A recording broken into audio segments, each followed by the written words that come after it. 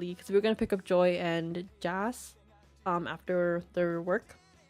So we're just like legally at the mall, and then we come up to this place, this like random store, and it's like men's clothing and stuff like that.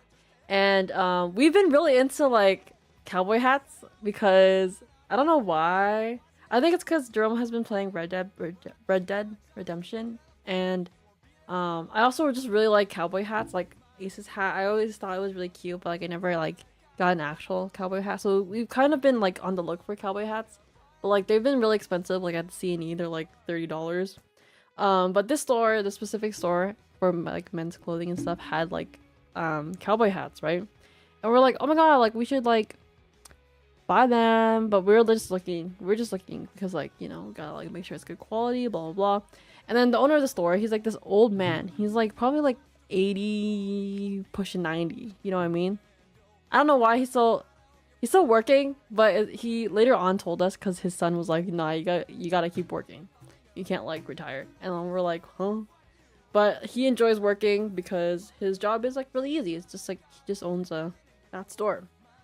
So basically we were just looking at the hats and stuff like that. We're like, oh, these are nice. And then he comes up to us, he's like, oh, maganda. So maganda is like beautiful in Tagalog. So he probably knew that we were Filipino. And we're like, yeah, like maganda, la, la, la, he he he. And then all of a sudden this man, he starts talking in perfect Tagalog to us.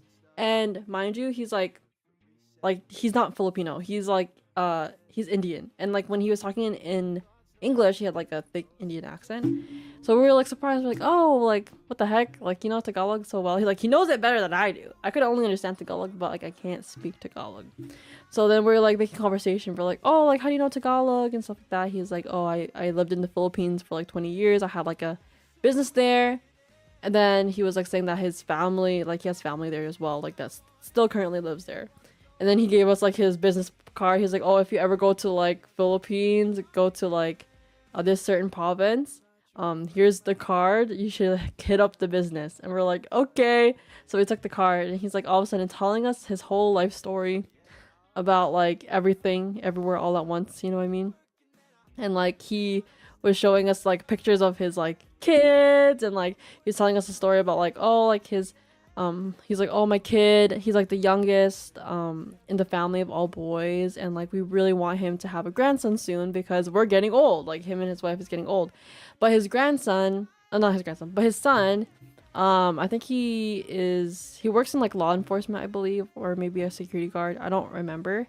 But he's like constantly working all the time, so he's like, he doesn't really want a kid in the moment because he was working so much. But then all of a sudden they randomly got pregnant in like April, and they like told his family, and they're like, wow, like sometimes you just don't gotta like plan things, sometimes things just happen.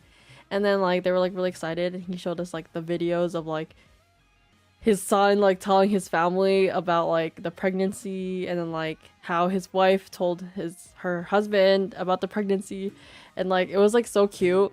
And we were there for like almost an hour just yapping. And at one point he was like on his laptop, he was like, oh, I don't know how to do this, like I keep clicking this and it's like I don't understand. Are any of you good at computers? And I was like, I'll help. So I was like just helping out this guy with his business with like, you know, computer stuff. And he was like, wow, thank you. And then we ended up buying the hats. The hats is, I have a hat over there, the cowboy hat.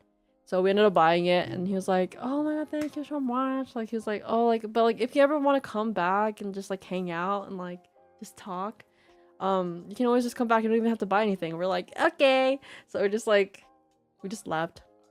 But it was really funny because he was also saying like, we're like, oh, like we didn't really expect to just like yap here. He was like, yeah, I kind of just like looked at you guys, I just knew that like you guys would be yappers. And we're like, oh, okay.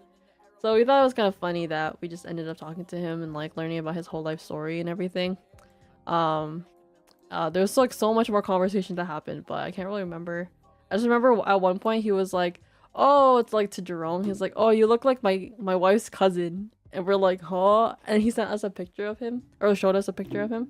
And then he's like half Indian, half Filipino, and we're like, yeah, You look like it. And Jerome's just like, oh, I don't see it. I'm like, yeah, I see it.